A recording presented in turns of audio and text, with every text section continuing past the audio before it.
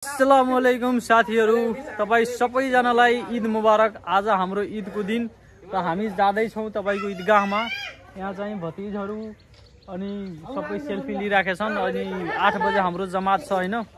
हामी लगभग कति 7 बजेर 15 मिनेट भइसक्यो र जाँदाखेरि 20 मिनेट टाइम लाग्छ र अब हामी चाहिँ जाने छौं र केही बाटोको भ्यूहरु पनि देखाउने छौं। ठीक छ, यो चाहिँ मेरो फुल फ्यामिलीको चाहिँ फोटो हैन।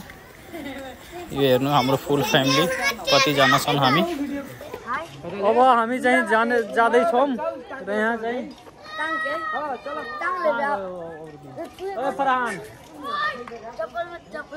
ठुलो बुवा कतारबाट हेर्नुहुन्छ। ल आउ आउ आउ, यहाँ केही भन्ने भयो भन। ईद मुबारक भन्ने हैन।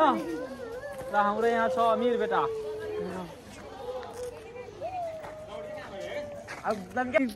सशस्त्र साहेब आउनुभयो।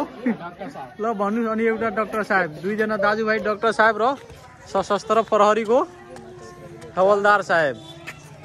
केही भन्ने हैन? ईद मुबारक। ईद मुबारक। ल लाइक सब्स्क्राइब नभन्नी सबैजना हिँड्छ। ल जाम जाम ओए, हिँड हिँड। ल अब हामी चाहिँ लगभग सुरु भइसक्यो जानको लागि। अब ईदगाह पुगेर चाहिँ केही भ्यू त्यहाँको देखाउने छु। यो चाहिँ बाटोका केही भ्यूहरु हो। लाइक गरिदिनु होला, सब्स्क्राइब गरिदिनु होला युट्युबमा। तपाईहरु सबैजनालाई ईद मुबारक। ड्राई फोटो लिनु पर्ने रहेछ, हातले चाहिँ अब यति गर्न पुगेन। यो हाम्रो चाहिँ अब ईदगाहको अगाडिको केही भ्यूहरु हो। बिस्तारै बिस्तारै मान्छेहरु आउँदैछ र कति धेरै भित्र गइसकेका छन्। सम्झनु होला मेरो गाउँको केही भाइचारगी। तपाई मेरो पछाडी हेरिराख्नु भयो होला हैन। यही तपाईको चाहिँ छठी घाट छ र त्यसको छेउमै चाहिँ मेरो ईदगाह छ। हामी त्यहाँ जुन नमाज पढ्न आउँछौं। ल हेर्नुस्, तपाईको त्यो ईदगाह हो र यो तपाईको त्यहाँ हेर्नु। सबैजना त्यहाँ चाहिँ त्यता चाहिँ खोला छ, त्यहाँ खोला अझ बनाउन गइरहेछ र यहाँ तपाईहरु हेरिसक्नु भयो होला। यहाँ चाहिँ छठी घाट छ र ठ्याक्कै यसैको छेउमा चाहिँ हाम्रो चाहिँ तपाईको चाहिँ ईदगाह छ। भाइचारगीको चाहिँ नमुना हेर्नु पर्ने भए तपाईहरु मेरो गाउँमा आउनु होला, पार्सा जिल्लाको बेलवा गाउँमा। ठीक है साथीहरु, एकदमै अत्यन्तै हामी मिलनसारका साथ यहाँ चाहिँ वर्षौंदेखि बस्दै आएका छौं। हाम्रो पुर्खाहरु पनि त्यस्तै। अब हाम्रो जमानामा पनि कुनै किसिमको कुनै भेदभाव छैन हिन्दू मुसलमानको हाम्रो गाउँमा। तपाईहरु हेरिराख्नु भयो होला। र यो चाहिँ तपाईको फ्याक्ट्री नयाँ बस्या रहेछ र यो पोखरी यहाँ छ हाम्रो।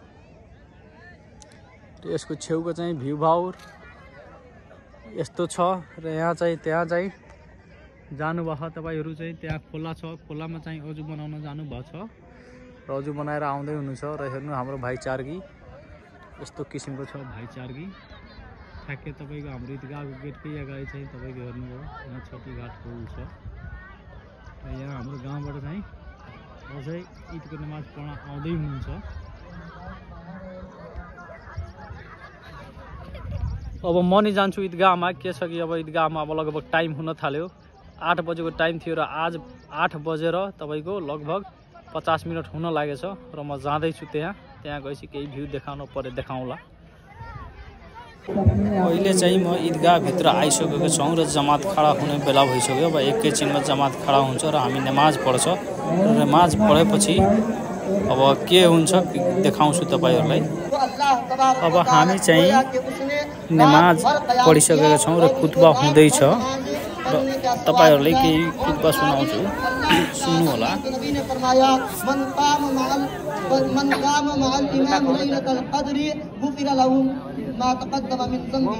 जिसने लैलतुल क़द्र में शब क़द्र वाली रात में जिसने ईमान के साथ क़याम किया तो अल्लाह तबारक व तआला उसके तमाम के तमाम पिछले गुनाह को माफ फरमा देता है। ऐसी बहुत सारी अहादीस और कुरान करीम के आयत करीमा का टुकड़ा हमें और आपको। ल फाइनली साथीहरु चाहिँ ईदगाहको जुन हाम्रो कार्यक्रम थियो नमाज पढ्ने, त्यो नमाज पढ्ने कार्यक्रम सिधिसक्यो। अब सबैजना जाँदै हुनुहुन्छ। अब गएपछि चाहिँ सेवाई खाने रमाइलो गर्ने त्यही हो। बाइकी म गएर देखाउने छु।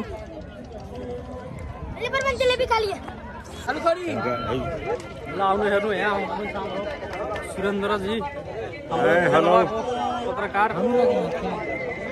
हमनी के जो जंगाली भाई जो लगभग 200 साथी आज हमनी के बहुत खुशी लगता जौन ईद जौन पर्व में बाहर भी काम करनी लोग यहाँ भी आज हमनी के ईद में जौन हमनी के पुराना साथी भाई लंगोटिया दोस्त लोग से भी भेंट घाट होला।